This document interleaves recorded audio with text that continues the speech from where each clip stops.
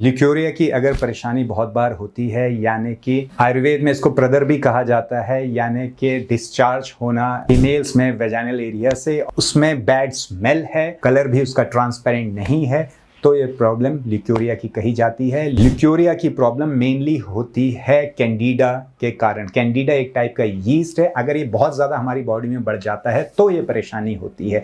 Candida बुरा नहीं है, कैंडिडा को हमें पूरी तरह से समाप्त नहीं करना है, कैंडिडा हमें चाहिए अपनी बॉडी के अंदर, लेकिन अगर अति हो जाती है तो दिक्कतें हो जाती हैं। अति किसी भी चीज़ की अच्छी नहीं होती है, चाहे वो पानी ही क्यों ना हो। वैसे ही कैंडिडा जब इसकी ओवर ग्रोथ हो जाती है तो दिक्कतें होने लगती हैं। ओवर ग्रोथ क्यों होती है? सबसे पहला कारण है एस्ट्रोजन डोमिनेंस। एस्ट्रोजन अगर बॉडी में ज़्यादा बढ़ जाए, इसके कारण हो जाता है।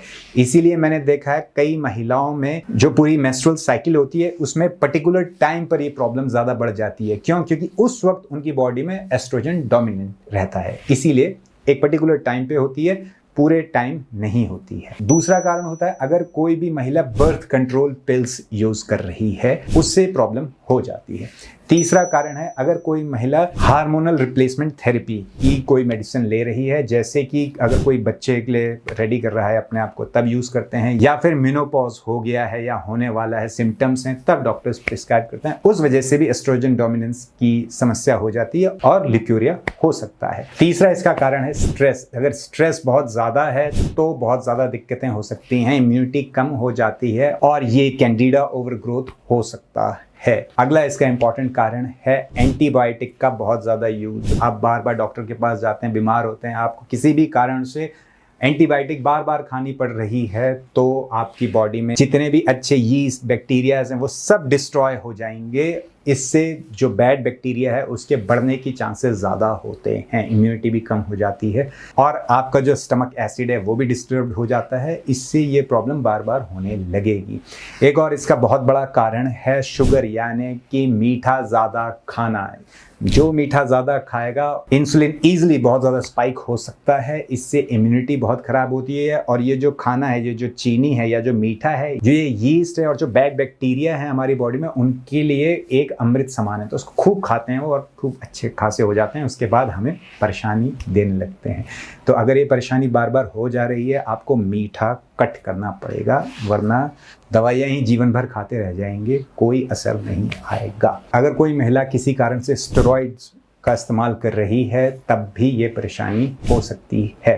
अब इसका ट्रीटमेंट क्या है? पहली चीज़ जो आपको करनी है वो है अपने पेट को और अपने आंतों को साफ रखना। इसमें आपको भूमि आंवला बहुत अच्छा हेल्प कर सकता है। आंवले की बात नहीं कर रहा हूँ, भूमि आंवला ये दूसरी चीज़ होती है। अगर आपको नहीं पता है तो मैं नीचे लिंक डाल दूंगा जहाँ पर लिखा है कि ये क्या होता है, क्या है, कैसे खाना होता है, आप देख सकते हैं। आधे से 1 चम्मच दिन में 2 बार खाने के बाद इसका उपयोग किया जाता है। 2 महीना खाइए, उससे ज़्यादा मत खाइए। भूमि आंवला आपके पेट को साफ रखता है, गैस, ब्लोटिंग, इंडाइजेशन की समस्या में भी हेल्प करता है। दूसरी चीज़ जो आपको हेल्प करेगी वो है एप्पल साइडर विनेगर, यानी सेब का सिरका। सेब का सिरका क्यों खाना है और कैसे खाना है? सेब का सिरका जब हम खाएंगे तो ये हमारे पेट में जो एसिड है उसको बनाकर रखेगा। अगर आप सोच रहे हो एसिड ज़्यादा है इसलिए आपको यहाँ पर जो है जलन होती है या खट्टी डकारें आती हैं, उल्टा है, एक्चुअली एसिड कम है इसलिए उछलता है।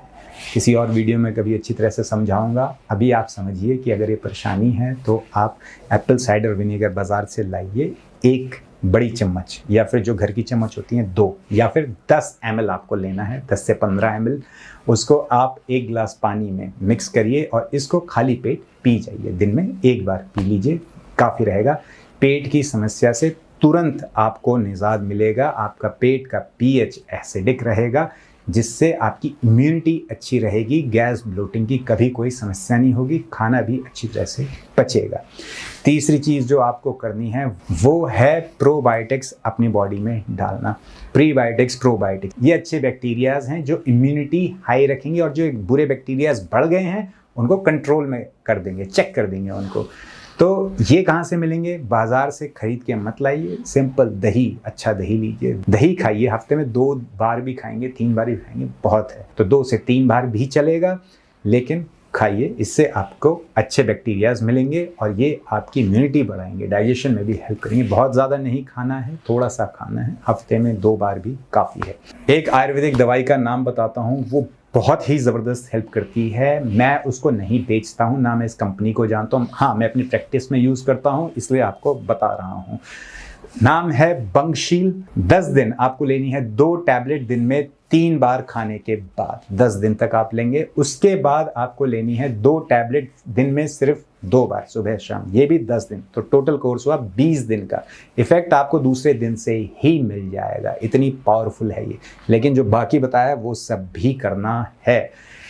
इसके बाद ये टैबलेट घर पे रखिए। कभी आपको लगता है कि यार होने वाला है शुरू, या कोई दिक्कत होने वाली है, कोई इन्फेक्शन हो सकता है यूरिनरी ट्रैक्ट का, तो आप इसका इस्तेमाल शुरू कर दीजिए। पर मैं चाहता हूं कि आपको कभी इसकी ज़रूरत भी ना पड़े।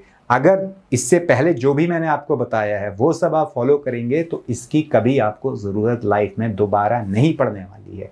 मैं नहीं चाहता आप ये मेडिसिन खरीदें, मैं चाहता हूँ आप कभी बीमार ही ना हो। इसलिए इससे पहले वाले जो स्टेप मैंने बताए हैं उनको फॉलो करिए, खान पान सही करिए, समय पर खाइए, रात को समय पर खाना ही खाना है, सब्जियां ज़्यादा खानी हैं, डेली फल खाने हैं। इससे ही आपकी इम्यूनिटी अच्छी रहेगी और आप कभी बीमार नहीं होंगे।